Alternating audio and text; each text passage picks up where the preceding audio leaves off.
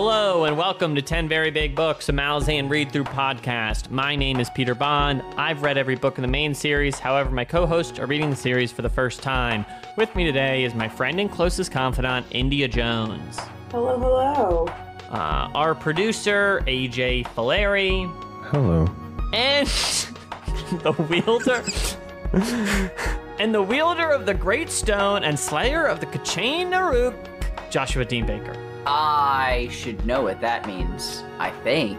No, I don't know what Kachane what? And that one goes out to our listener, Garrett. Thanks for sending that in. Thanks, Garrett. You're a Kachane Garuk. How's that feel? Also, Garrett, along with his nickname, sent a very nice, touching email. Yeah, it was really thoughtful. Yeah. So thanks, Garrett. Inge, you're like looking out the sunny window. It's very dreamy. Yeah, it's very. I'm jealous. My apartment faces west. Bummer. I don't get this. I know. I'm looking at my plant. How's it look, Inge? It's a begonia maculata. It looks really nice. I propagated two new... Begonia meh. I'll fuck with a Macaguana. You just are saying these words like I know what these words That are. is a pretty plant. Nah, I don't see it. AJ, spell it. Begonia, Begonia, and then maculata should fill in automatically. It's a pretty plant. A polka dot begonia. Oh, damn. Yeah. Inch. Look at it. It's beautiful. This is what they say Damn, to I do have to on go the back. radio. Describe a picture and then spell plants. That's like Yeah, Radio yeah. 101. Yeah. AJ, I was thinking, since this episode will come out mid-June, Yeah. I was thinking, never mind. I'm not going to do it. Thought of a bit. It's just not worth it, Okay. Sometimes I just think of these bits and they just seem like they're going to be a lot of effort, Okay. Good. I'm great. I mean, this is the bit now. This is in the episode now, so. All right, should we start the show? I think maybe, yeah. No. No? All right, we're not starting it. Inge, All right, let me thanks, know. everybody. Thanks. We'll keep chilling. Josh is petting the cat now. Looks like a cozy little kitty cat. As we continue to describe visual things in this audio medium. All right. Now we can start. Thank you, All right. Mademoiselle. All right. When'd you learn French, dude? Fuck you. I don't know French. Seems fun to learn, though. I'd gladly learn it, but...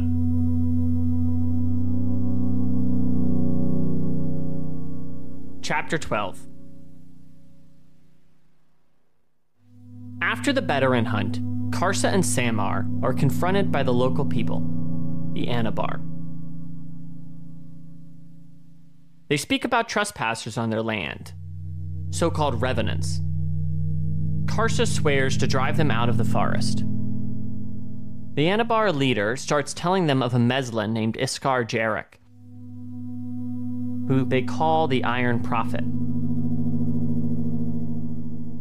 Iskar Jarek's kingdom is lost, and a burning bridge leads the way there. Tarlak Veed travels with Ikariam, and they speak of the Azad and Ikariam's memories. Veed tells Ikariam about the Azad, the Nameless Ones, and his noble purpose to guide Ikariam and assert moral focus to Ikariam's rage. Berthol Mekar rallies the others in his town. He wants to help strangers that have been ambushed.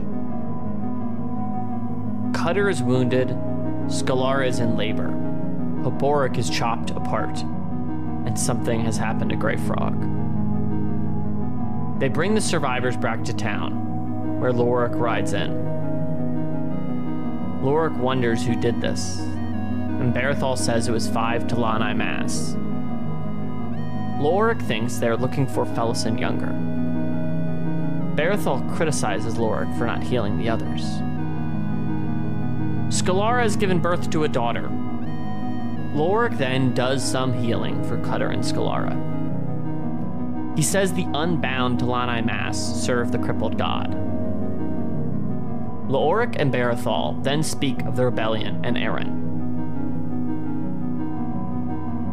Felison awakes with the unbound Talani Mass and an old man, Kulat. He tells her they are in a city that has been wiped away by the plague, that it is now empty, but only temporarily. Others are coming to serve her, just as the plague serves the crippled god. She is the new Shaik Reborn. Cotillion visits Mappo's camp with the Hounds of Shadow in tow. They talk together about Icarium, and Cotillion talks about how he and Shadowthrone planned. They tried to map every Azath house. They learned much, but needed to ascend to ultimately complete their goals. Cotillion wants to stop the Nameless Ones now. And the god thinks Mappo will one day save Icarium.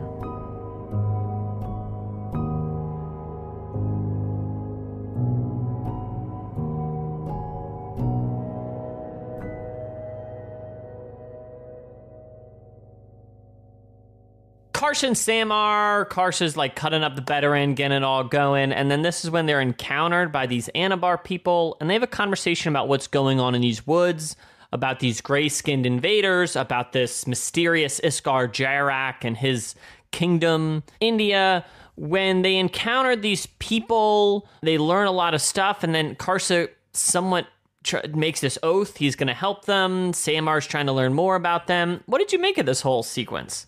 Excuse me, I'm a little sickly this week, but, I don't know. I feel like the whole Karsa storyline right now is just so random, and I'm not mad at it, like, at all, but I'm just wondering, like, where it's going. Those people are, I just feel like they're not going to be very relevant, but they're, you know, like a little passive people, so it's, like, kind of strange. I'm just very intrigued by the whole thing. Like, how did they find Karsa? How do they know that he wasn't just going to immediately kill them? If I was like them and I saw him, I would have been avoiding everything about him. But they are just like, hi, so, and it's like, Mr. kind of Karsa. funny. I do like this Samar Dev, like commentary because, you know, we always love that she gets a little in depth about the people and like knows things and doesn't know things. And it's just interesting to hear her point of view. Karsa is kind of an asshole, telling them that they're weak and need to, like, get their shit together and stand up for themselves. Loved that. I don't know. I'm intrigued to see what Karsa does to these gray people. And who are they? Do we know who they are? Because I was trying. I feel like I was like I feel like I know. It's gotta be the Tista Eater. That's they what I have thought. Ship. The medium people. They have ships. They're gray, and we knew that he was trying to expand the empire at the end of the last book. So it feels like all signs point to Eater. Yeah. I also agree. I think it's going to be a fun little. I feel like Karsa's kind of similar to the Eater. Is he? What is he? He's a Teblor. Well, how do you think he's similar to the Eater? I don't know. They both have like a similar vibe. Like, I don't know. think Karsa's like a good 1.5 feet taller than them, or I don't something mean crazy. their physical appearance. I mean their like demeanor. Oh, They have a similar demeanor. I don't know. Like, I'm chewing on it. I could feel that. Chew on it. Let me know your thoughts, because I don't know. They're like Tough, aggressive, jerky-esque, like primitive in a way. I'm into it. I don't really get it. I don't know where it's going, but I like it, and I like those little people. They're friendly. I think they're both kind of tribal in a way. That's right? the word. The Eater are super tribal, and Karsa comes from. Listen, Peter. I guess I would describe this as. You don't have to agree. I'm just thinking about it. I don't know if I'm disagreeing yet. Yeah, I'm it's just a very interesting comparison. I mean, I guess. I was going to say, I was going to bring up the parallel, how I think it's interesting that this is the first time that Karsa's here talking to tribal people, but now, like, in a way, he's on the other side of the bridge, you know? Yeah. Like, he is, like, here with... he is here, like, with Samar looking at people being like, oh, look at these tribal people, but in a way... kind of we were doing that with him, or like he is the Malazans are doing that with him. So I don't know. I wasn't thinking about the Eater in that equation, to be frank. So maybe you know what? Tweet at us. I don't know. You know? That's a good one. Unless you're going to disagree, then don't.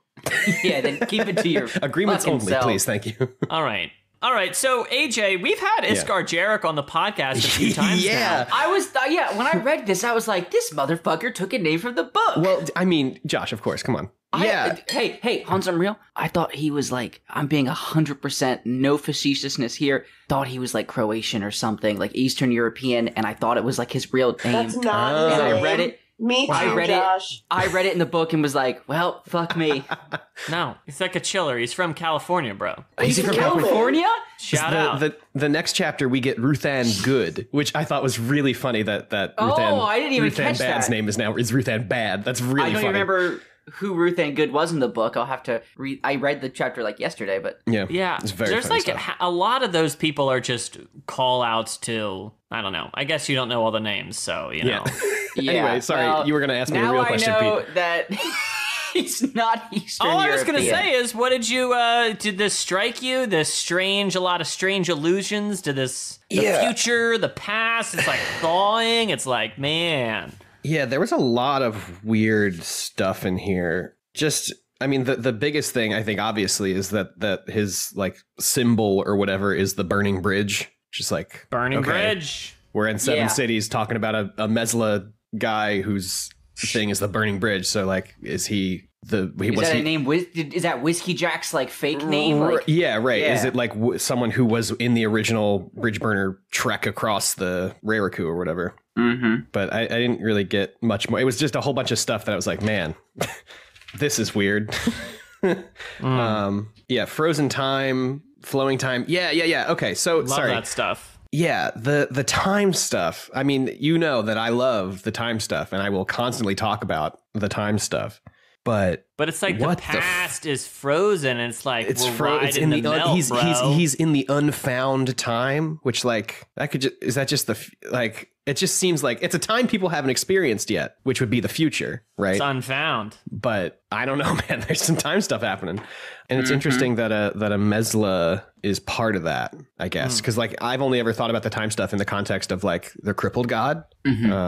So it's just a lot of weird, neat stuff. I really think Iskar Jurak could be Whiskey Jack, and they just like the name's been lost over the years. But also, they definitely talked about it like it happened centuries ago. Wait, But Josh, it's the unfound time, so Jesus Christ, you're right. If it was the whatever time. The unfound time's what's happening next, right? an answer. Where is his kingdom? An answer we yearn to find. It is lost in the unfound time. Right. But is the unfound time the before or after? I thought the unfound was the after. It's Came the to you after. before. It's the Yeah, future. Yes, Iron Prophet came to you long ago in the frozen time. The frozen time. Yet yeah. he spoke to you of the unfound time. Can Come we just on, get Josh. it together? Josh, I think the Iskar Jarak being Whiskey Jack, I think is a pretty good Guess? I'm going to Guess, go yeah. with it. Hello? yes. I don't understand. No, I'm saying India, like maybe some weird time shit happens here, and Yeah. Whiskey Jack came, and over the years his name got like fucked up and morphed into Yeah, Iskar like the Jarak. Fork Sail turned into the Fork Sill for the Yeah, Are you Thaloman. saying yeah. that he's very old? We don't India, know. there is some weird time shit that we do not know how it lines up And with how anything. did you even make a connection to Whiskey Jack hearing that thing? I need to understand.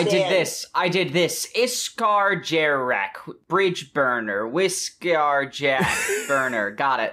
It's Yeah. about what my brain 'Cause did the- 'cause- in like 0.5 seconds. Yeah. Did you all think this or just you, No. Josh? I didn't. Yeah. Okay. And Josh, Fair. was that just right now you came up with that? Yeah. Yeah. AJ said with their human mouth, Iskar Jarak, and I went, Whiskey Jack, Bridge Burner. Okay, because I was like, did I miss something when I was reading? No. Because I was like focused on trying to understand fucking frozen time. Look, Yeah. we So- Yeah.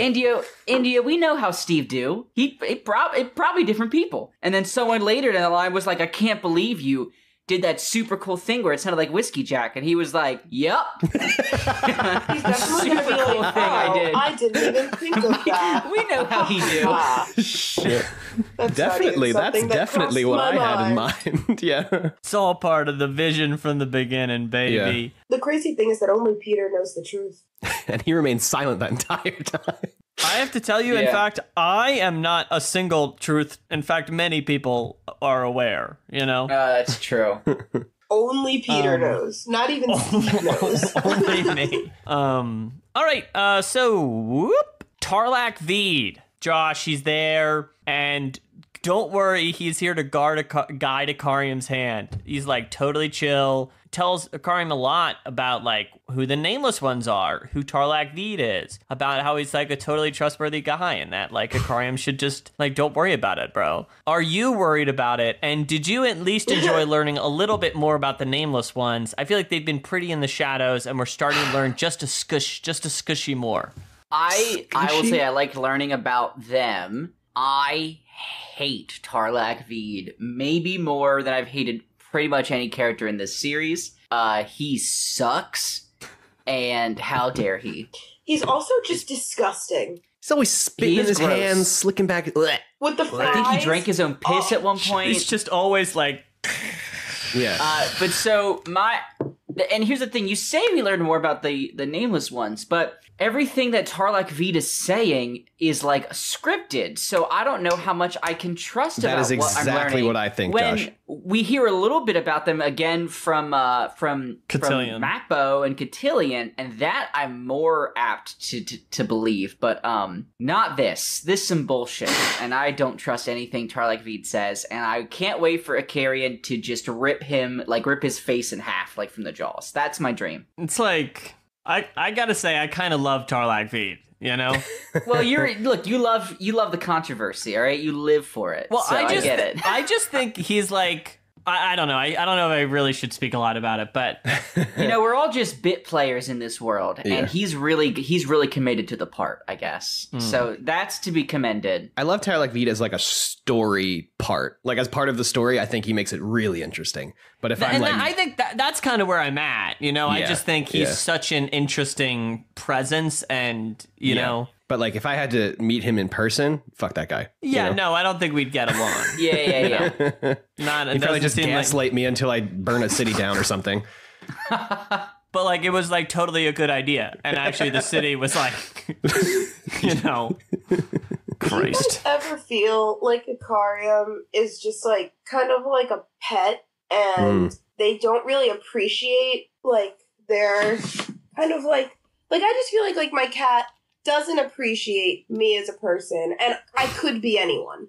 That is how I feel about Ikariam with this Tarlac Veed thing, because Mappo has been there, taking care of you for so long. You fall, you get injured, you wake up, and you don't realize that it's not your same guy, that you're just with like someone else now.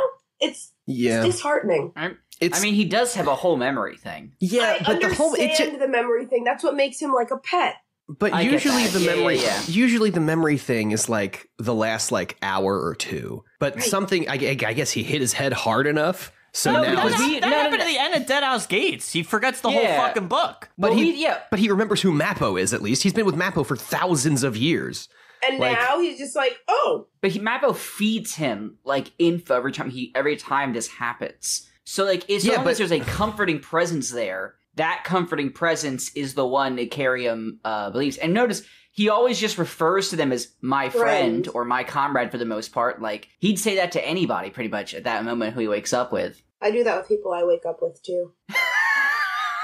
Wait, you wake up together. Wait, where are we? What who am I? What are we doing? What? I gotta go. Christ. Yeah, I think I just love Ikariam, and I think he's just an interesting character. And not only do I think I really like him more this time reading around, I also think just thinking about him and like kind of the way he can be this metaphor or stand-in also just really is just something I can vibe with. So just love it and love his presence in the book, you know, even though it's not like he's always kind of an understated presence, I feel. I also love Ikariam, don't get me wrong. For such a large love, boy. But very comparable to my cat, and I am Mappo. But I you think love your that's right. cat too, you know? And I was just saying how, like, I think this is just a quick sidebar. So sorry, everyone. I was just saying the other day I said, I love my cat so much I could kill her. And I feel like that is the most intense form of love that there is. Like, you don't ever love anyone that much. There is a But I whole love my cat that much. Inch, we're recording this. We're recording this, India. I listened to a whole episode of a podcast talking about when people are like so in love with something or they think something is so cute that they're like, I could crush it. Yes. Like there's a whole podcast episode about like why the human brain thinks like that. And it's wild. And I don't remember any of it, but it was a good podcast episode. It sounds amazing because my friend also has a baby and I see this baby and I'm like, I want to chop off her arms and eat them in a gumbo. Like, it's so cute. I'm uncomfortable. Oh my God. Wow. Well, the thing is, in the gumbo, I think the spices would really get in there, you know? Right. Please, can we... Delicious. Have you ever seen a baby that's so delicious? Can we you're move just like, on, I could consume your please? croissant cards. Also, Pete, I know your Please. tummy. You're not eating gumbo. Get out of Hey, here. I've gotten better with the spices. The Although spices. not Okay. not Well, a you've got lot a of shellfish gumbo allergy, over huh? here and not a ton of spice, but, you know, I hear Yeah. Japan's really known for their gumbo. yeah, the famous Japanese gumbo. It's the New Orleans of the East. That's what they call Oh, it. no. Hated that. That's what I hear. Fucking Christ. Sorry. Let's get this train back. I derailed this ride, but we're coming back. So India, at the end of last time, we briefly talked about, but we didn't really get into it because it's just happened so quick that Talani mass ambush, but like this time is really when we're catching up with the consequences of that battle. And it comes in through the point of view of Barathol Mekar, who we haven't seen since the prologue. So we finally catch up with Barathol, and he comes in, he rescues the survivors. Haborik is Dead. Cutter is Jesus. like out of it. Skalar is in labor. Grey Frog is like, huh? Deflated. Deflated, whatever that means. And they bring them back, and then Leoric shows up, and just like, I don't know, man, like just a lot happens. Take me to what you were like reading all this stuff. I was like, okay, this was very exciting for me because this is the part of the book I decided that I felt like being like a researcher. So I was like, okay, I'm gonna start now halfway through the books to actually know who these characters are. So More than halfway through these books. more than halfway. I was like, it's time to start knowing what they look like so when things happen, I remember who they are. So, Barathol? Barathol. We can all agree, and Josh said it last night when we were all texting, so I just want to bring it up and bring it around, that he's definitely related to Kalam. Yeah, they're Mekar. brothers. Yeah, they've got the same name. Yeah, last name. They seem pretty similar, except for everything else. I just feel like maybe it's mostly the name.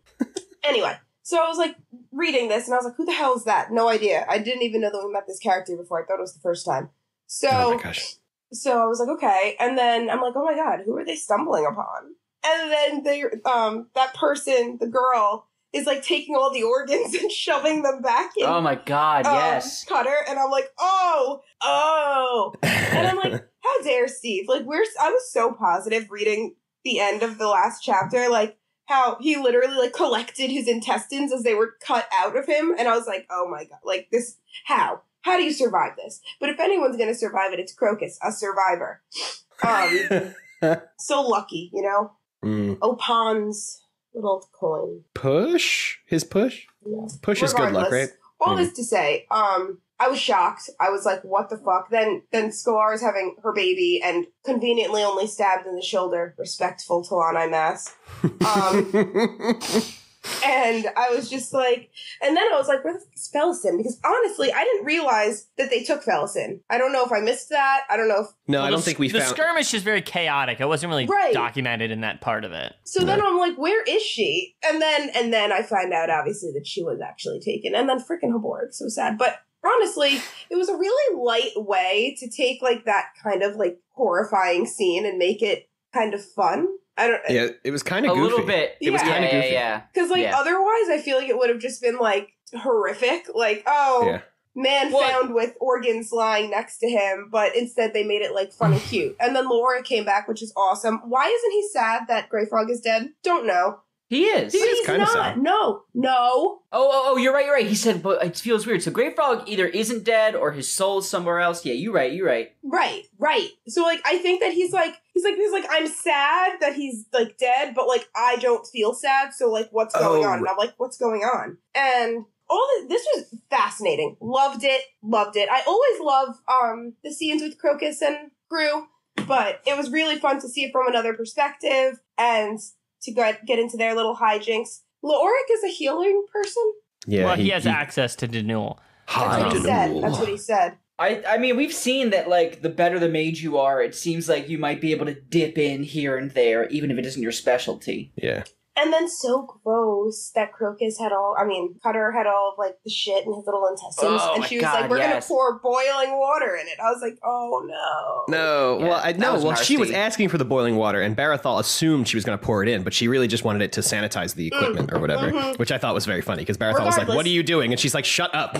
I got it. Even so, just, like, the rags, just, ugh. Gross. Anyway, loved the scene, PB, for what you were asking. I thought it was awesome and really, really, really, really well. I think you make a really interesting point about that. It's like, is a scene of such like kind of severe tragedy, like kind of really brutal stuff, but it's like from this perspective where we shift into Barathol, and there is this like element of like, let's get the town together. How are we healing? What's this? It's an interesting point of view shift. Josh, how did it hit you? And what did you make of Leoric's arrival on the scene? Who kind of shows up, and he talks to Barathol a lot. There's kind of they chop it up, you know? I loved the scene. I was not shy about saying that I wasn't loving the Cutter and Crew stuff, but them dying is the best thing that could have happened to that storyline for me. It got very interesting very quickly. I found it really sad and also curious that, like, only Hoboric died, and so there's going to be something with that. You can't have a whole Jade Hand subplot and then kill the dude who does it. Yeah, well, so, now he's one with the spirits or some shit. We'll see him, and it'll be even more fucking confusing than before. But Leoric is he's doing the thing where, you know, you need a character who just kind of shows up at the right place, right time. So that's his role in this book, apparently. He's riding around. He's on his own thing. Yeah, but see, now I'm curious, because we're sort of, it feels like with what Leoric says that we are starting to set the stage of the sides in this War of the Gods, right? Like Palil and the Crippled God have definitely allied. Okay, sure. That's clear. But now we see that the Queen of Dreams, and honestly, I had assumed she was with them too, but now we see Queen of Dreams wants Felison for their own purposes. So to me, that says that they are not, like, they're not diametrically opposed to the Crippled God, but they're also not on the same side. So I'm curious to see where that goes, if they're both fighting for Felison. I'm also curious why her and what they want from her. Okay, I guess we'll see. Yeah, I said all that right. Yeah. Your face made me confused when I said Felison. I was like, is that the right name? It was. No, you're right. I was just trying to remember who talked about the Queen of Dreams in this chapter, whether it was Leoric or when Felison Younger's actually in that city. No, it's Leoric straight up says I came for her for the Queen of Dreams, but I guess it's too late now. Yeah. Also, the 5 Talani Mass have to be the Teblor gods, right? Because I thought, didn't we have Karsa took care of 2 of them, and I believe 5 of them made it away, and then I'm pretty sure in the 4th book, sort of got cripple godded. Am I right with that, Pete? Interesting. Am I right at the end of the... Yeah, okay, Peter's vibing. Okay, I was pretty sure that was correct. I had a vague memory. Wait, say it again, Josh. Wow, Josh. Also, I just want to give you some quick kudos, but please repeat. The 5 Talani Mass who attacked Hoboric in them, I'm pretty sure are the Teblor gods, because we see them in the 4th book.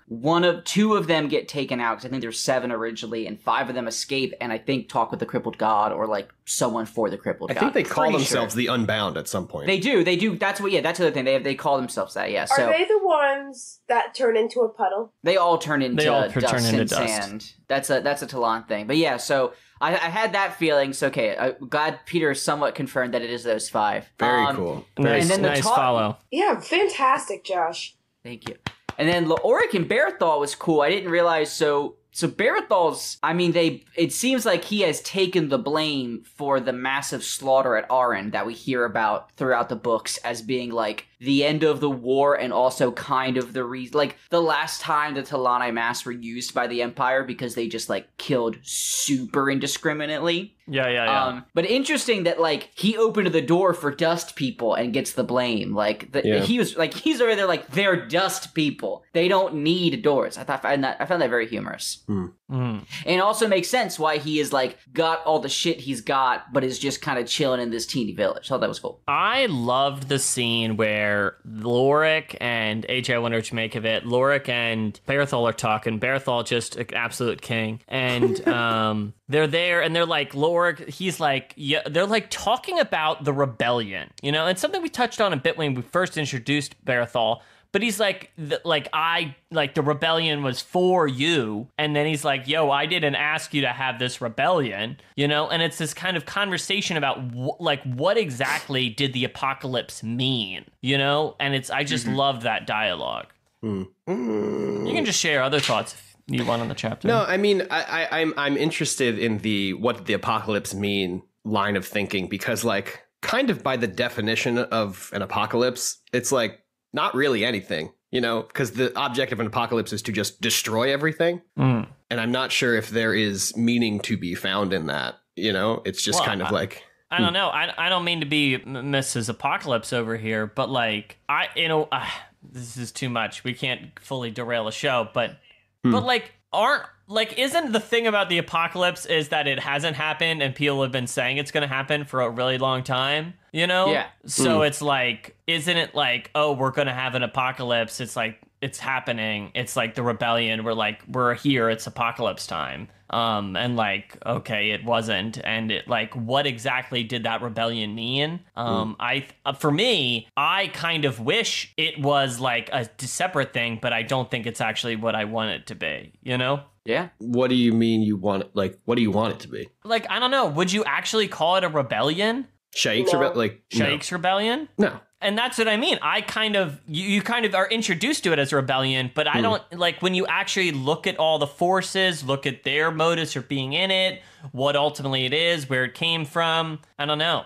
I mean, it is a rebellion, you know, but what does it mean is an interesting question. Yeah. All right, let's get the show back on track, baby. Yeah, sorry. We're back on the road. So, AJ, let's cut to then Fellis and the Younger. We actually catch up with her in this city that's been like decimated by the plague. You know, she meets this old dude. He's like, people are gonna come. They're gonna worship you. You are Shaik Reborn. Shaik 3.0. We mastered it. What did you take away from it? I just thought it was interesting. I don't know. It's like, I'm curious who this man is. I mean, we know his name. Kulat. Yeah, old Kulat. Old Kulat. Old Kulat. I've at first thought he was fucking, what's his name? The guy that Karsa cut off his hands and feet, but I forgot that he died at the end of House of Chains. Oh, yeah. I know what you're talking about. I thought for a second him too, but then he wasn't horrifically maimed, so. Yeah. I forget his name. It's really bothering me. But they do describe this Kulat as like a broken man. Of course. In some way. Yeah, I mean, you gotta, you know, it's crippled god. Gotta be broken. Gotta be broken. Shout out, House of Chains! Gotta hang with the crippled god. It's just so... I'm just so interested that like Shaik is still a through line in these books, because like I know two times now she's just been like unceremoniously just fucking, like the first one just gets a quarrel through her head or whatever, and then the second one just like gets stabbed. And like for us it was a big deal, but for like the rebellion it's just like, no, she just goes and gets stabbed and that's it. And I'm just like so interested in this. Well, now this is the like the first Shaik without like a Drajna, right? Or because wasn't, I mean, I know what you're getting at. Yeah. Because we killed the Talane Mess that was in. Yeah. The one the spirit of Drajna. The spirit of Drajna. Thank you. Yeah. So this is interesting. Is like, what does this Shaik mean? You know, what is this Shaik bringing about? Is it still apocalypse? Is it still? I mean, there it is. Kulat says the apocalypse is of the spirit, crushed, broken, slave to its own weaknesses. So it seems like it's just going to be, even if / when this new Shaik dies, they're just going to find a new one. And it's just going to keep happening until it happens. Like, there will always be a new Shaik until the apocalypse actually does happen. And I guess that's kind of what Kulat is saying, is like, no matter what happens, like, it's all part of the apocalypse's plan, you know? It's that classic crippled god shit of like, oh, you did this thing? That was all part of the plan. Maybe it's chaos. Everything can happen. It's all part of the plan. So it's I don't know. It's interesting to see this like more directly connected with the crippled god, and it seems like we're kind of like building a force now to like be aligned with the crippled god, I guess.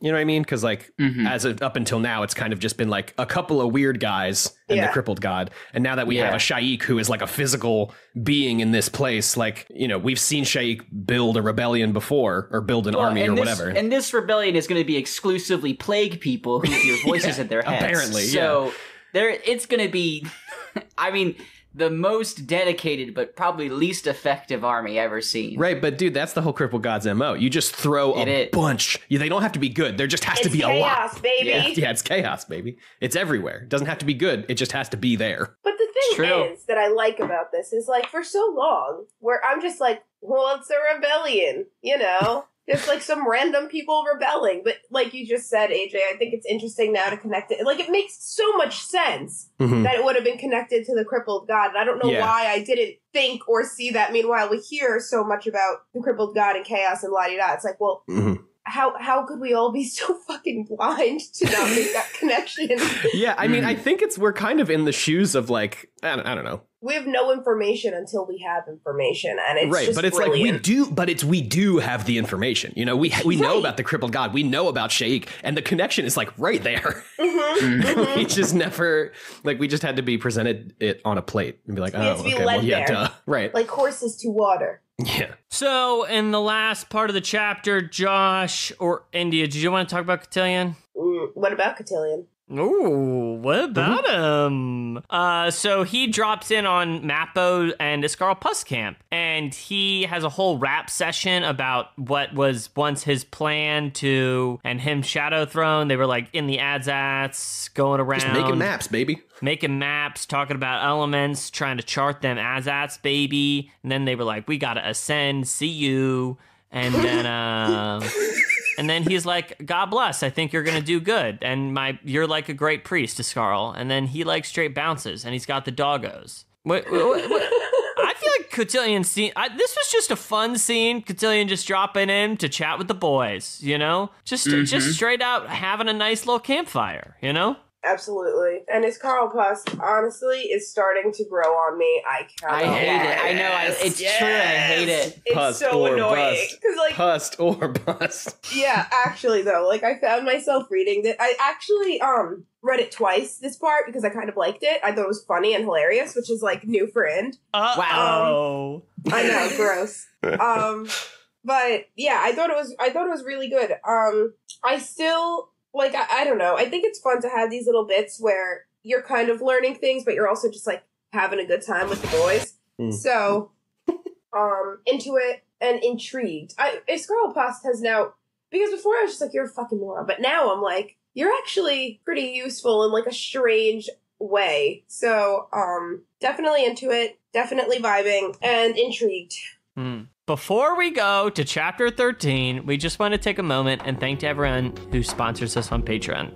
I love it. This is for the Patreon. We want to thank you for supporting us. Supporting us.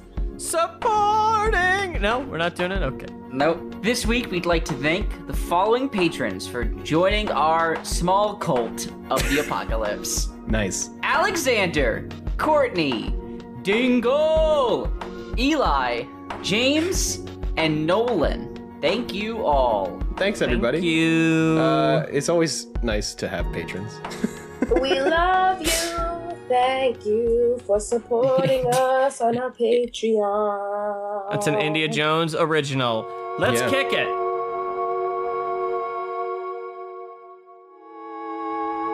Chapter 13. Perrin, Ganath, and the others return to Seven Cities. They are going their separate ways. Perrin agrees he owes Ganath a favor. Perrin then gives Carpulian the Otatarl sword. The merchant breaks it and returns a shard to him. Perrin then rides off towards the nearby city of Gdanispan.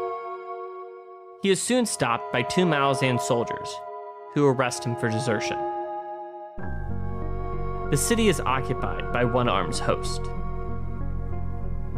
Perrin soon knocks out his captors and ties up a captain and a soldier. Perrin goes out and into the host and finds Herlock, and they catch up. The plague has been devastating Seven City, and seems to be coming from the Grand Temple of Polil here in Gdanisban. Dujak led an assault, met the goddess, and has returned with the plague. Lestara joins up with the survivors of Yucatan. She speaks of Tenai Beralta and Sin. Then she speaks with Feridan Sort about luck and how she survived Yucatan. Kalam and Quickben speak about their pasts. Quickben feels old. Quick asks Kalam why he hasn't killed Pearl yet, but Kalam doesn't seem bothered. He is more concerned with the war between the gods, Tavor, and the Empress. Quickben still wants to kill Pearl. Fiddler speaks with Korab, inviting him to join his squad. But when talking about Yucatan, Fiddler is shocked to hear the name Dunsparrow, Whiskey Jack's sister. Fiddler knew her as a girl, and he speaks briefly about her past and Hood's temple. Apsalar thinks of Whiskey Jack's past as a mason. She thinks of Lasine and rumors around Dasim Altor. She wonders if Whiskey Jack worshipped Dasim Altor, what the Queen of Dreams' role is, and worries about being involved with Quick and Kalam. Bottle walks with Korak. He is worried about meeting Quickben. He doesn't know if he has learned anything, or if he's just been burdened. Hellion needs a drink. Gessler realizes they need to let the 14th know about them, and he suggests Apsalar go ahead. Apsalar gives Massan Galani her horse and knife, and she rides out forward. However, nearby, Dejim Nabral hunts and is hungry. Dejim Nabral attacks her, and she manages to survive, but kills one of Dejim's bodies and wounds the others. She then hears and sees one of the Daragoth. Dejim has lost the scent of the Daragoth. The Malzans then see creatures moving through the dark. The Daragoth find Dejim and kill all but one of his bodies. They take his last body and leave. With the 14th, kindly speaks with Pors and Ruthann Good. They speak about Talani Mass, Jagot Sorcery, and the peoples of Strike and Falar. Kenab thinks about going home and making amends. He then hears of new cults about the Chain of Dogs and thinks about its meaning. He wonders about the Wiccans and of Tenai Beralta. Nether thinks the plague is hunting the Malazans. Massan is found, and Fiddler watches. He speaks with Bottle. He asks about Teleris and Curdle, who Bottle can see are both dragons.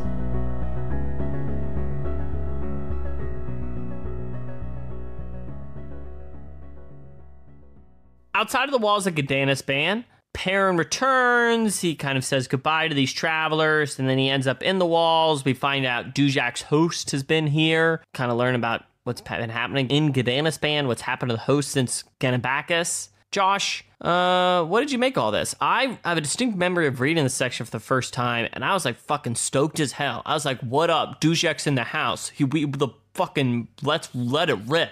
How'd you feel? I did really enjoy this section. I really the Perrin and Ganath thing, where there's like some tension about them, like, you've unleashed a force into the fuck off. You're a Jagged. You guys are just always forces of destruction. So, but the giving the favor is a choice, because like fantasy book favors are never cool. They're always like, all right, as a favor, I'm gonna chop off your left foot for this thing I need. I don't know. They're always like terrible. So that was a choice. And I do want to say the Otaterral sword thing was so cool. I'm on the record, and the Discord was a big fan that I love it, but the Trigall Trade Guild is the coolest shit ever, and the fact that their payment is just like, they're gonna shatter an Otateril sword and everyone gets like a fragment to like go sell, I guess, for like mad money. I thought that was genius. And also like a cool symbol in a way of Perrin really like just breaking with the past Perrin. Sure. Because he was with Lorne only for a short time, but it was such like an impactful time for him. And this is him kind of being like, goodbye, Lorne, character from book 1. I'm now done with you. Well, this is the second time we've seen him give up a magic sword. Yes. Because he had that's true. In the first one, or whatever it was in the first one, which was Opan's sword. And he was like, no, fuck this. Love him being like, I don't need a fancy sword. Give me some iron. Yeah. Great. And then the One Arms host thing was so good. I loved him being like, all right. First off, as soon as he was arrested like that fast, I was like, this is not correct. They're jumping to crazy conclusions. And then the captain who's just like laying down, and like with the crazy hair, I was like, you're just uncool Hellion. Like Hellion really nails the sort of I don't care captain, but also she's like secretly competent. But this lady sucked, I guess because she's like a princess and got like some sort of title by blood or something. Whoa. What about what we've seen so far makes you think she rose to that rank through sheer competency, India? I think that she's a decisive leader. She said... Perrin said one thing, and kill this man and rip his fingernails off in the process. You the right to speak. Rip his fingernails out. Yeah, no, she sucks. She sucks shit. And I was very happy that the guy's nose got broken. And what did he do to her? Did he just punch her in the face? He like uppercutted her and knocked her out. Yeah. This is the Perrin I like when he's just very impulsive. Very good to me. Loved all of this, and I was really curious when we got in here because I remembered they had that talk a while ago where it was like Dujek's army has been broken, and I assumed up until he talked with Herlock, whatever his name is, their name, don't remember. I assumed that, you know, the brokenness was already, like, was from the Whiskey Jack thing, which it was, but, like, man, what a bummer that the brokenness is also that the entire leadership corps has the fucking plague because they met the plague goddess. 10 out of 10, didn't see that coming. Love the whole section. And the segue from this scene to Captain Kindly in the next scene after Herlock was like, you should be Captain Kindly, he's a huge dick. And then the very next scene, we see Captain Kindly being a huge dick. So good. So good. Loved it all. And you said you were feeling a little high-key bored of Perrin? Okay. I don't even feel like explaining this because... All right, you don't have to. Like, if you don't want to, it's good. No worries. It's not even like I'm bored just because like I'm confused and I just don't like. Perrin is literally all over the place. He like is just going one place and then another place and I'm just like I just don't like. Where is the girl that he was just with? Why did they leave? I was just very confused about this whole. How are you here now? Where were you going? Perrin's story is confusing, and that's why I'm annoyed. Well, they had the Trigall Trade Guild because it seems like the plot needed him to be in a bunch of places. So they just kind of like they met in a place, and then they Warren traveled to the other place, and then they Warren traveled conveniently to a place in Seven Cities nearby One Arm's host. So it's just kind of like it's literally magic that he's making all these places in the time that he is. Yeah, it's just very stressful for me, I think. Yeah. Well, and I think No, go ahead. His original goal was to just release the Hounds of Shadow to capture Dejim Nabral. But now I don't really do we know what his object is? Yes. His object is he's master of the deck and he's doing him to save the world. All right. That's all we know. And they're like, oh, it looks like we need a master of the deck. And I'm like, what does that even mean? Like, what can you even do? But honestly, he can make cards and put bears in them, you know? Yeah. Oh yeah. He gets to design his own Yu-Gi-Oh cards now. Yeah, he's a custom Yu-Gi-Oh card Shadow designer. Dimension, bitch. Fuck. So good. Oh, that reference is lost on me. Yeah, that's all right. What? We'll have to watch Yu-Gi-Oh. Yeah, I know what Yu-Gi-Oh is, and it was like Yu-Gi-Oh in the beginning. Yeah, there you go. But that's as far as I got. That show really just pissed me off growing up. I couldn't even. A lot of things make India mad, I'm noticing. All right, let's keep things rolling. So I just gotta say, Lestara catches up. She's talking with Ferdinand Sort. I don't know about you guys. Someone popping out for me reading this book time again. Ferdinand Sort, just like respect. Nothing. Yeah, Inge? Really quick, I just want to point out, and I just need to know if I'm right or wrong. Princess of Filari, and that's AJ's last name. It's very funny, yeah. Okay, It's great. actually- just making it's sure that we... It's Filari, right? It's Filari, My last name is Filari, but the Filar is a different place. but Filari is how people do say my last name. But it's all Filari? the same to me. Yeah, everybody says Filari. That's what I get all the time. Filari? Yeah. Well, it looks like Filari. Well, the thing is, AJ, I've known you since I was a child, so I don't think that sounds very believable to me. Yeah, I think that's true. Yeah. AJ, it does sound believable to me, and I thought of you immediately when I was reading that. And I was Thank like, you. this is funny. We have to bring it up. And then nobody brought it up. So That's pretty funny. Here we are. Yeah. We didn't even get to the Filar strike stuff. I love that conversation. Totally different thing, though. Let's talk about Ferdinand Okay. Sort. She's a bad bitch. I'm so confused because I thought that in the last thing we read, she implied that she wasn't a storm wall person. And she still is being very coy about it, I guess. But like, when's she gonna give up the goat? Josh, I think you're just going to have to read the book. Fuck you. Unacceptable. Unacceptable. We're not reading the book on this podcast. I'll just go to the wiki. I'll figure it out there. Flawless. All right. Well, let's talk a bit, AJ, about Kalam and Quick Ben. Yeah. So I had this conversation. Quick Ben's like, "Damn, seems like it'd be great if Pearl was dead. Why don't you just kill him, Kalam?" And then, but then, they start talking about this war between the gods, which is it's the hot topic around town. Start thinking about the Empress and Tavor. What'd you take away from this conversation besides a few guys starting to feel a little long in the tooth? Oh, besides two guys feeling long in the tooth, I loved... Hey, can I ask a question? Yeah. Teeth don't get longer when you get older. What does that saying mean? So, AJ, you were saying? So I really like the beginning and end of this section because, I don't know, I love that, like, they're just two old... Josh, bada bing! They're just two old soldiers hanging out, and I really love that. And not that they're old, they've just seen a lot. So just like getting tired of your own memories, like, thing is just like really, I love that shit, Sure. Because it's kind of just, I don't know. So long in the tooth, it comes from horses. So when horse teeth get longer as they get older, and so you would describe things as long in the tooth in reference to horses. That's actually really interesting. I'm sorry I slammed you. That was a great horse fact. Thank you for bringing it on the show. This was horse facts. Horse facts. Now I have to find a jingle for horse facts. God damn it! Just put in a name. Horse facts. That was it. I just got that. That's great. Yeah. No, but this is like, I don't know. I always love when Quick Ben and Kalam talk to each other just because they're just like old bros, There was some tension here, though. I think Apsalar being like, hey, you're good with Hood, right? Like, I think that's really put a weird tenor on this whole thing.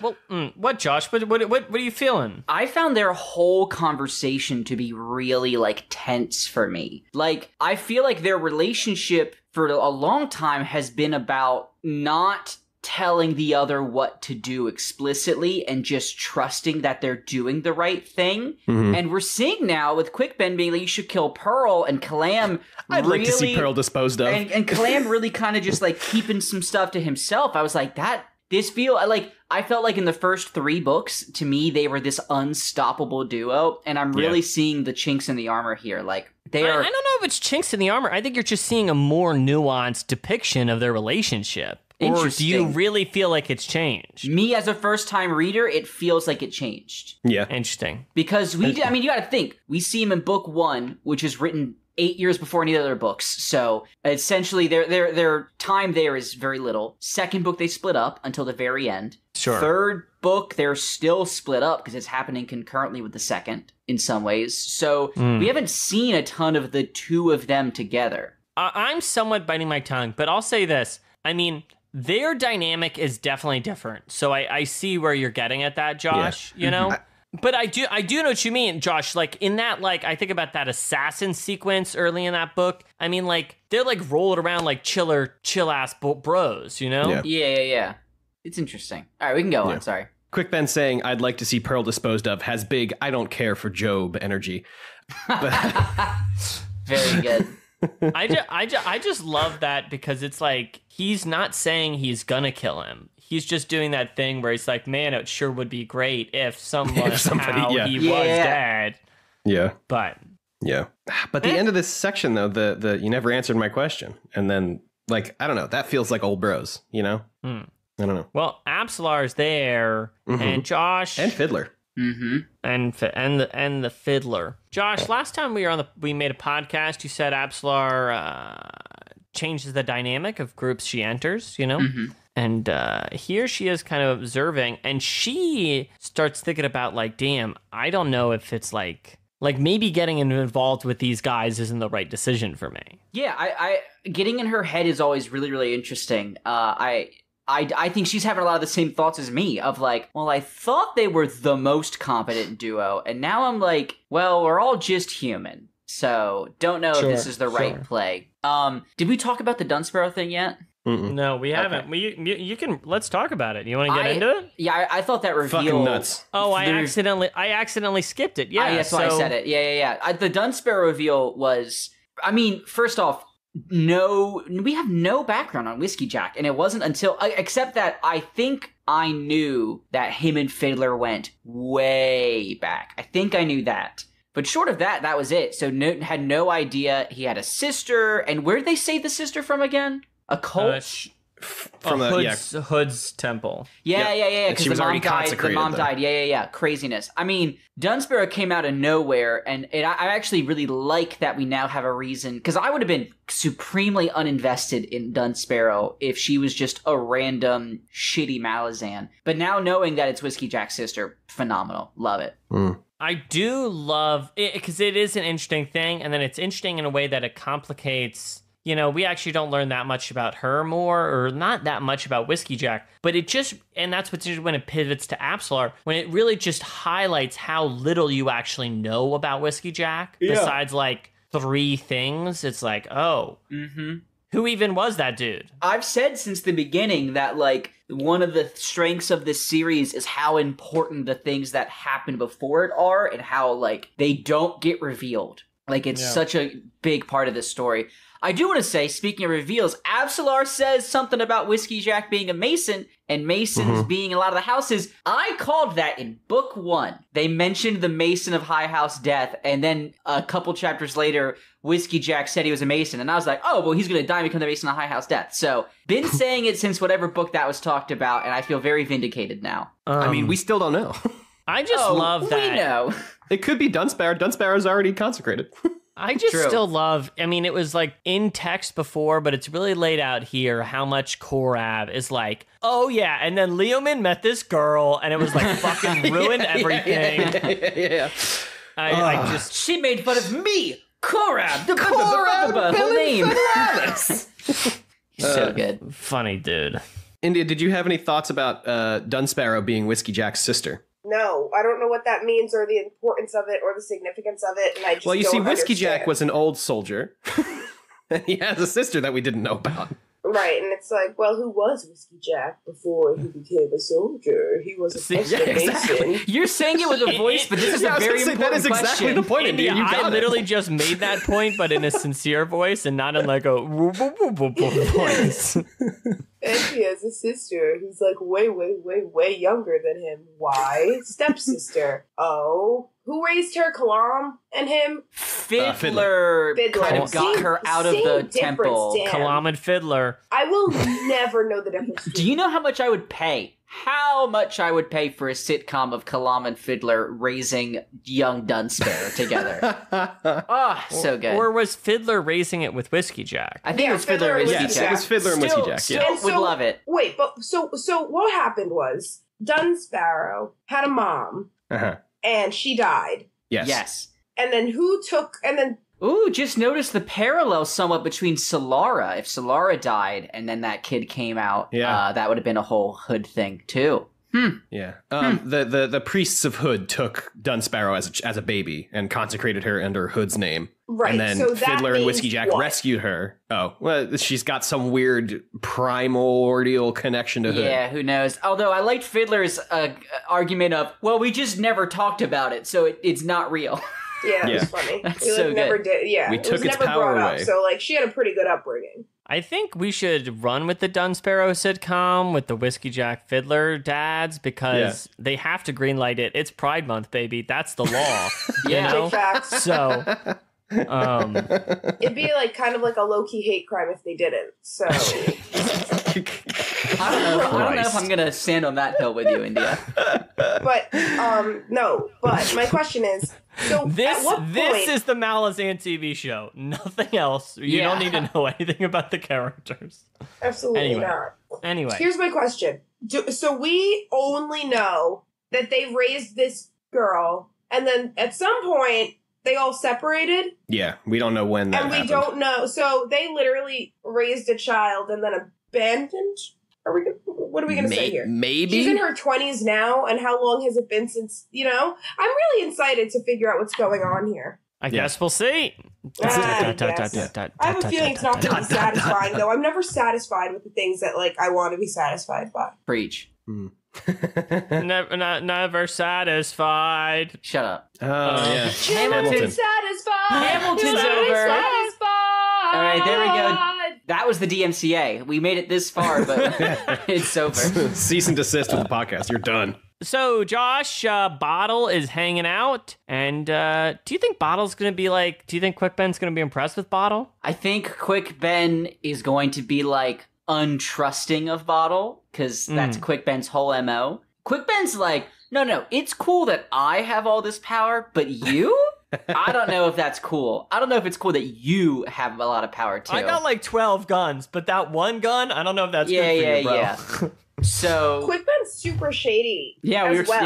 yeah. And like very like yeah, of course I know this and you don't need to know this, but you over there, I'm not sure about you. Whoa, did you just learn something? I don't know. I don't know if you should know something. Whoa.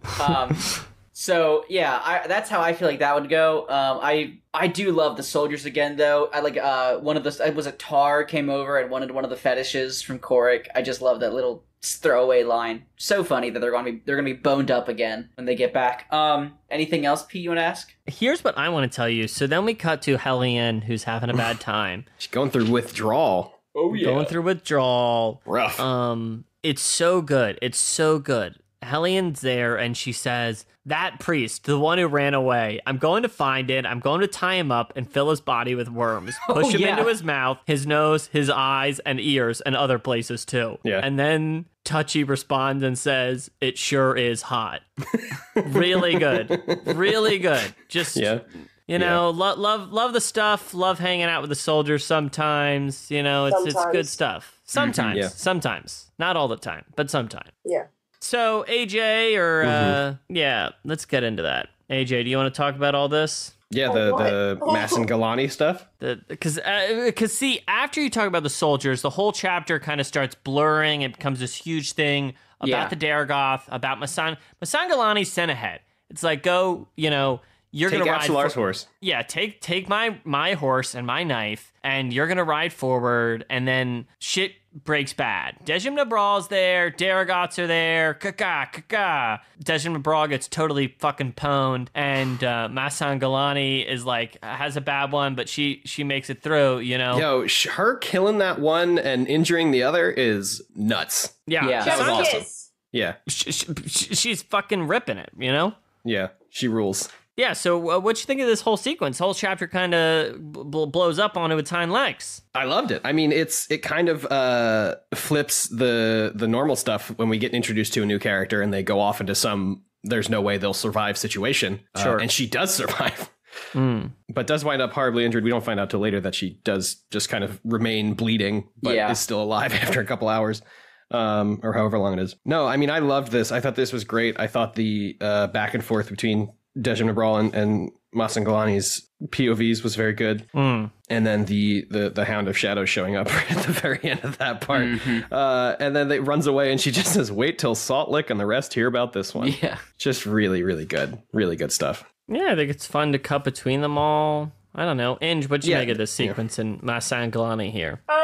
Yeah, so I thought it was cool. Not very, like, I'm getting a little more, I guess, like, interested in, like, these, like, the battle scenes are rough, but the ones when it's just like one really big thing against one other person and it's like kind of cool is like kind of cool. So yeah, so I thought it's really cool. I do like when we have new female characters that just own shit and, like, you know, I enjoy it. I enjoy the drama of it all. India likes a bad bitch. We know. Exactly. Yeah, you guys know me. You know my MO. I love a bad bitch, and this was actually extremely, like, I was not expecting it. Because we keep hearing this Digem, blah, blah, blah, blah, blah. It's like a huge, scary monster that just, like, kills and eats things. And I don't know. I wasn't expecting it. But also, guys, just hear me out. In sometimes people are getting real fucked up by these things. All different things. For example, Talanai Mass, or the Cha-cha-cha-cha-chas. And then other times, people like this person whose name I don't know. Masan Gilani. Come out and just, like, act as if it was just some bitch, you know? And I'm just impressed and also intrigued. So hopefully, and I don't know, like, I know there's just becoming so many more characters again. These are just my stream of thoughts that I'm sharing with you guys. It becomes a lot. I mean, we're back with the 14th, right? So we're just, like, popping around to all these different POVs and stuff. And Masan Gilani, for all intents and purposes, is a member of the 14th. So she's just another one of those little POVs we pop around to. You see, you could tell me, so is the 14th and One Arm's host different? Yes. That's the One Arm's host is the 7th. They came from Ganabakis. They were in the Paninian campaign, and then they were brought here. I think they showed up in Bone Hunters, right? Because we saw them show up in this book. We haven't seen them since. We heard about them in House of Chains as like, some bad shit happened, but then we haven't actually seen them since. Yeah, but I think they were on their way earlier, but this is when we first met them, obviously, with Perrin. Yeah. Right, yeah. So, awesome, but also I'm getting a little bit, like, turned around again by all these characters. I think you bring up an interesting point, India, about, like, there are just times where, like, these things will kick ass, and then other times where they will just get their asses kicked. Yeah. Like, when Dejah Mabral first comes upon Mappo and Icarium, it's like, I don't know, apparently pretty bad. But it ambushes them, and it's at full strength. Sure, but, like, yeah, it's at full strength. I guess that's what it is, because it did just have that huge fight with the Scarlet Pus, so it's kind of at less strength, but, like, even... I guess it does say, from Dejah Mabral's point of view, it's just, like, desperate for food. Like, it's just desperate to eat, so it's not being, like, super stealthy or whatever. Yeah, it felt to me like that was why they were making such a big deal about that, is so that it was believable that it got taken out. One of them taken out by Gallum. Yeah. So, after the big battle, we do go to the 14th, where we check in with Kindly. They speak about... The 14th proper, yeah. The 14th proper, yes. They speak about the Talanai Mass, the Jagat, and then they talk about Falar, which is an awesome conversation. Yeah. And did you like that, AJ? I really loved that talk. I loved it. Yeah, I thought that was awesome when they're like, yeah, I mean, everybody who's from Falar thinks that the red hair and stuff is like a Falari trait, but actually, that's an imperialist trait. Yeah, that was good. Yeah, that ruled. I don't know. It's just fun. I just love that, like, setting up really old world history stuff that will never, like, really be relevant, but, like, did happen. Sure. It's just, like, cool and fun to learn about. Yeah, it's cool. And then Josh Kenneth is there, and he's like, damn, I should go home. Gotta, like, make things right. Thinks about the Chain of Dogs. Thinks about Tene Beralta. And he thinks a lot about the Wiccans. I loved the whole, like, him being like, am I allowed to get mad at Seven Cities for kind of taking our dead and sort of memorializing, but in some ways cheapening their deaths? I loved that, because it was that's a big question. I was like, damn, I don't know the answer, or if there is an answer. I found it fascinating. Yeah, it's interesting. It's one of the few times in this book now that the book's kind of addressing what are the stories about what we're actually reading, or what are the stories that are going to be told on Seven Cities? What are the stories that are going to become how people think about these things? Because if history is just these stories, how they're formed is so important. Yeah, loved it. Thought it was so cool. And then, of course, Nether's like, yo, the plague's hunting Malazans. And I was like, well, fuck. Like, I don't know what the solution to that is, because they're just kind of stuck there waiting for a boat, right? And hoping the plague doesn't get there. I hope our stragglers from the 14th catch up before the boat gets there. That'd be a stunt. Be a stunt. Well, we'll see. And then, India, last thing, we learn out that Tellarist and Curdle Fuck. are actually dragons. It makes no sense. But in a way, all the But sense. in a way. All the sense. But in a way, the only reason that I'm like, is because they were hopping around as those little baby dragon things. Mm-hmm. Mm-hmm. And they're like, but like, Yeah, they knew how to stand and stuff. Yeah. yeah. Which is like, but it's just like typical, like, Steve, what the fuck? Like, but fascinating, and I still don't, but what does that mean? You know? Well, Like, what is that? Like, are they like the things that turn into people and dragons? Yeah, are they Teist? That was my question. So I think the big thing is we've, like, the one thing they made clear in the dragon talk in, like, chapter 6, I Something think. like that. Something right before the big battle, there's that scene with Cotillion talking to somebody in the Shadow Plane. And the one that they make clear is that, like, you cannot trust dragons. They are, like, an inherently, like, greedy and selfish being, and they want power. And that's why, like, some people have been trying to murder them for the entire history of their existence. Yeah. So it really is just setting it up that these two are going to try and betray Absalom, which we knew, but I feel like it makes more sense now knowing they're dragons. To be honest, that sounds like propaganda. I'm hearing you, yeah. I mean, we've never met a dragon besides Animander Rake and the red one, so... But And who even... doesn't literally love Animander Rake? Oh my god, yeah. Well, Animander Rake's not a dragon. He's a Yeah, soul so he's- taken. That's true, He's that's true. It takes the Titania, form What's of the a dragon. difference? So, like, Soul Taken can take the form of something, but, like, there Anything? are... I think it depends on their power, anything. probably. But a lot of soul taken are Elate soul taken, so Yeah, they turn yeah. into dragons. But I think there's, like, true dragons, like the one that's crucified, and so that's probably, like, the ones that people are scared of. There's probably some weird shit with them. You know, I don't know. Well, listen, I gotta Who tell you crucifies guys, a dragon? I had an awesome time reading these chapters. I like these two a lot. Good Yeah, chapters. these were definitely. I feel like after the long chapter, what was that, 7? Yeah. Yeah. We had like a lull, in my opinion. Which kind of makes sense. They he had to the kind of had to be a. We were falling. yeah. We had to come down from our high. That's what. Yeah, but I mean, Absolutely. going back to Steve talking about these being 2 books. Like the last few chapters that we had read before these were all like the resolution and stuff Right. of that first book, and now we are into the second book, where we are now again meeting the players and setting up what is going to happen Yeah. We're in absolutely this second book. Yeah. not I'll just- complaining. Yeah. And I'll just say this. Just love to. Never mind. Not gonna say it. Make a podcast with my Not friends. gonna. I just love love to. talking to my friends. That's I what I was knew gonna it. say. There That's you what I was go. gonna say. Yeah. I also love talking to my friends. Love talking to my friends. Yeah. Nothing wrong with that. You know what? We haven't done it in a while. Josh, what's a prediction for what's gonna happen in the rest of the book? If the 14th get on a boat, they're gonna go away from Seven Cities, and I imagine they'll go to Malaz Isle or Malaz City, which is in Tuan Kali, right? I think they'll go to Tuan Kali. Yep, that's what I said. Quan Tali. That's what I said. So, Okay. I think they're gonna go there, and that is based purely off the fact that there is a map of that in the beginning of the book. I was looking at the maps earlier because I was really Yeah. mixing up Gadanispan and Genabacchus. I was like, wait a minute. Yeah, I know. I What's tried to find happening? Gadanispan, and it's fucking nonsense. But yeah, It's there's teeny. there's a good map of Central Malazan Isle Empire, Quantali, so they gotta go Which there. is south of Seven Cities. Yes. And in betwixt the two is Strike. India prediction for something happening soon. My prediction is that this is dumb. I don't know. Think about Karsa. That's an easy one. I don't didn't. know. AJ, go first. Let me think. Okay.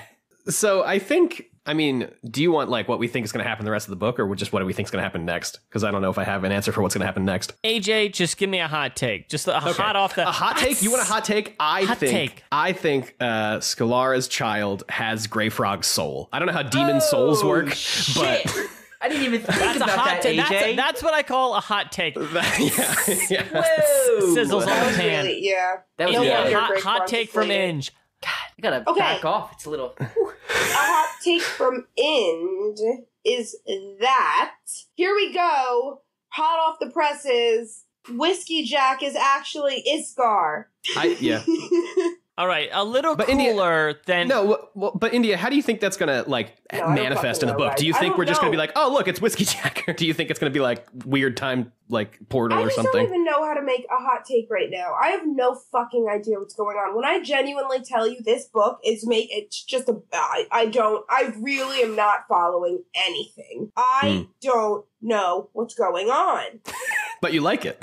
I like it. I mean, I like everything I read. Like I say this all the time. Like everything I read is present moment. I am literally the most mindful person when I read this book because I have no idea what's going on in the past and I have no idea what's going on in the future. So you're just staying in the present, baby. You're staying current. Literally, like I'm just a current reader. So I read one letter at a time. I can't even read the whole word. I have no idea what's going on. It's just a series of paragraphs. So honestly, Peter, I can't give you one right now. That's all right, Inge. Don't sweat it. That's going to do it for us here today on our show. Let us know what you think of it at 10verybigbooks at Gmail on Twitter. And next time on the show, we're going to get into something. Chapters 14, 15, and 16. And we look forward to hearing from you then. And good morning, Vietnam, you know? Good. Don't text and drive. See you. Bye. Bye. Bye.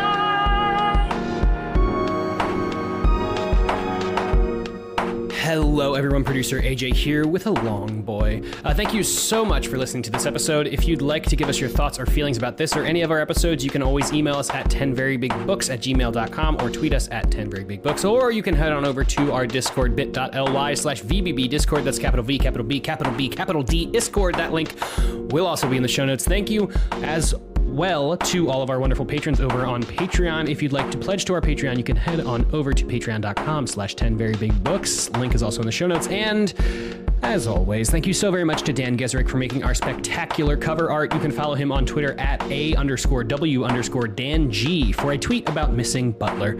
And of course, the wonderful music in today's episode is by the one and only Amaranthine from their album Simulant Rain, which you can find along with their other music on bandcamp.com. Links to their pages will be in the show notes, and 10 Very Big Books will be back in 2 weeks on July 2nd, where we will be discussing The Bone Hunters, chapters 14, 15, and 16. I'll talk to you then, and thank you so much for listening.